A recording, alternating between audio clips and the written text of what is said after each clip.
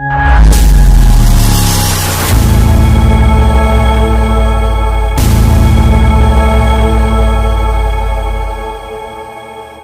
आदिवासी party BAP ने केंद्र शासित प्रदेश दादरा और नगर हवेली में धमाकेदार एंट्री की है और दीपक भाई कुराडा को अपना उम्मीदवार घोषित किया है। 20 मार्च 2024 को बीएपी ने दानह लोहारी में एक प्रेस कॉन्फ्रेंस का आयोजन किया, जिसमें पार्टी के राजस्थान सदस्य युवा विधायक थावरचंद दामोर मौजूद रहे और भारत आदिवासी पार्टी की ओर से केंद्र शासित प्रदेश दादरा और नगर हवेली की लोकसभा सीट के लिए दीपक भाई कुराडा को उम्मीदवार घोषित किया। भारतीय ट्राइबल पार्टी बीएपी मूल रूप से राजस्थान, मध्य प्रदेश और उससे सटे गुजरात के भील आदिवासी बहुल इलाकों की पार्टी है। इस पार्टी का गठन आदिवासियों को जमीन का संवैधानिक अधिकार दिलाने के मुद्दे को लेकर हुआ था। धन्यवाद कि आपका चैनल हमारी आवाज़ को आम जनता तक और लोगों तक पहुंचाने में मदद कर रहा है। मैं ये बात बताना चाह रहा हूं कि यह आकलन आप कर रहे हो कि 90% जीत रही है। चुनाव ही नहीं हुआ उससे पहले।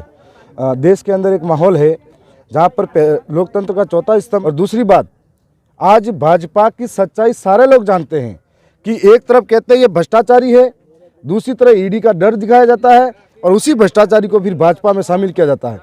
तो आज मैं आपको बता रहा हूं कि भाजपा का नाम बदलकर रख देना चाहिए भ्रष्टाचार जोड़ो पार्टी, और उसी के माध्यम से काम हो रहा है। चाहे यहाँ की बात करो, यहाँ के जो हेडकर जो हैं, जो तमाम लोग हैं जिन्होंने कई सालों से जेडीए में गए, कभी कांग्रेस में आए, कभी दूसरी पार्टी में गए, इधर से इधर फुदकते हुए अब भाजपा में जुड़े हैं। तो भाजपा के भी तमाम लोग जो थे इतने दिन उस पार्टी के लिए संघर्ष कर रहे थे, उनको भी दरकिनार कर दिया। या तो अपनी संपत्ति बचाने के लिए दूसरी पार्टी में घूमे या फिर राजनीतिक वर्चस्व जमाने के लिए। तो यहाँ की जनता समझदार है, जो इन पार्टी को इतने दिनों से छोड़ सकते हैं तो वो क्या जनता का भला कर सकते हैं या जनता का हो सकते हैं? सवाल ये है, अपनी संपत्ति बचाने के लिए या अपने आप को बचाने के लिए वो दूसरी पार्टी में इधर से इधर जा रहे हैं। तो अब जनता इतने सालों बाद में समझदार हो चुकी है, वोट का महत्व समझने लगी है। पहले वोट जाति, धर्म, रुपया, पैसा के नाम पर देती थी, अब वोट अधिकार के नाम पर देने लगी है जनता, और इस बात को समझने लगी है। पहले वोट का मतलब हम एक दिन के अंदर तय करते थे और एक रात में तय कर लेते थे, 5, 50, 100 जो पिला देता खिला देता उसके साथ। लेकिन अब वोटर समझने लगा है कि देश का भविष्य हमारे एक वोट से तय होगा, हमारा भविष्य हमारे वोट से तय होगा। और एक वोट का महत्व एक दिन के लिए नहीं है, ये एक वोट का महत्व 5 साल के लिए है। और इस वोट का महत्व कि 5 साल आने वाले जो है हमारी रक्षा करे, ऐसा आदमी चुने, हमारे आने वाले भविष्य में शिक्षा की बात करे, स्वास्थ्य की बात करे, रोजगार की बात करे, नई सदी के सबसे झूठे प्रधानमंत्री की तरह झूठी गारंटियां न दे, ऐसा प्रधानमंत्री। इस तरीके से लोग समझ चुके हैं। आज ये कह रहे हैं देश के अंदर घूम पिए कि हम राम को लाए हैं हम उनको लाएंगे।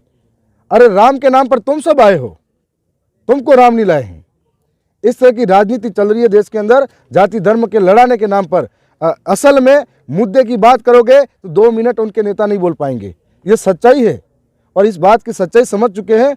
असली लोकतंत्र जीवित है तो हमारे इलाके में आकर देखिए, इस इलाके में भी अब देखने को मिलेगा। जनता जागरूक हो चुकी है, जवाब देगी। मैं एक साधारण परिवार से हूँ, मात्र 27 साल की उम्र है और मेरे न पिता मंत्री हैं न ही मैं कोई करोड़पति हूँ।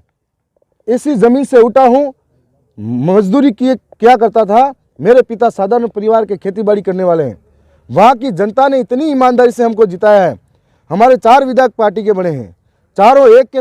मध्य प्रदेश के अंदर आपने अखबार में देखा होगा कि एक ऐसी हालत थी कि जब वो जीत के विधायक बनकर घर आते हैं, उनकी माँ मजदूरी करके आती है, उनको पता ही नहीं होता है कि वाह मेरा बेटा विधायक बना है।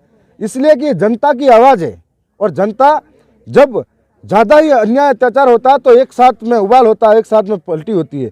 इसी प्रकार का यहाँ दादरा नगर हवेली में भी होगा और ये आप देखते रहिए, यहाँ की सीट निश्चित तौर से जीतेगी और यहाँ की बुलंद आवाज़ सांसद तक जाएगी। ये हम वादा कर रहे हैं, भरोसा दिला रहे हैं।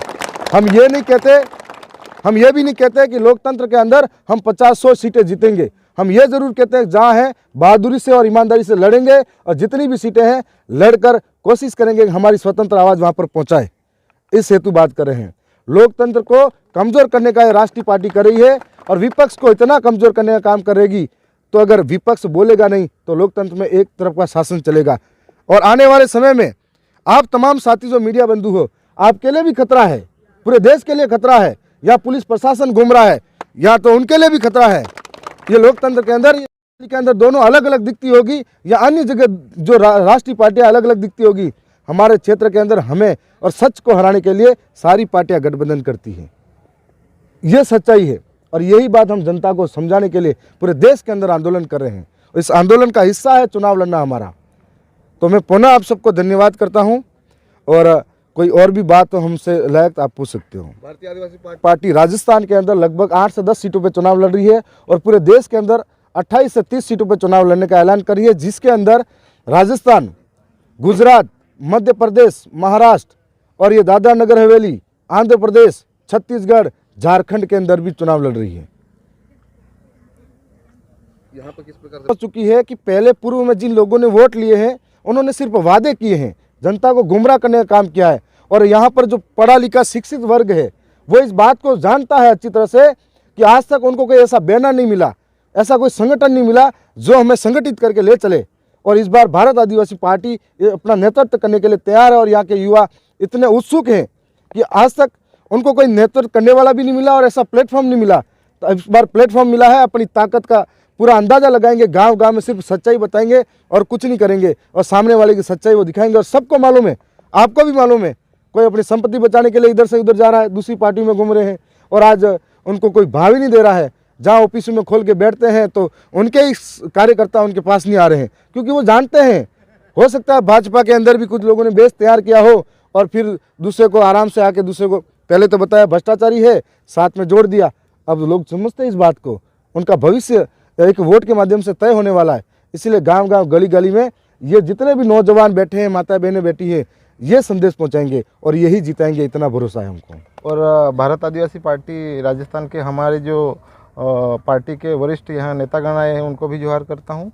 आपका सवाल जो है कि हमारे ऊपर जो पार्टी ने और दादरा नगर हवेली की जनता ने विश्वास किया है और दादरा नगर हवेली के आने वाले चुनाव में, लोकसभा के चुनाव में हमको भारत आदिवासी पार्टी का प्रत्याशी के रूप में घोषित किया है।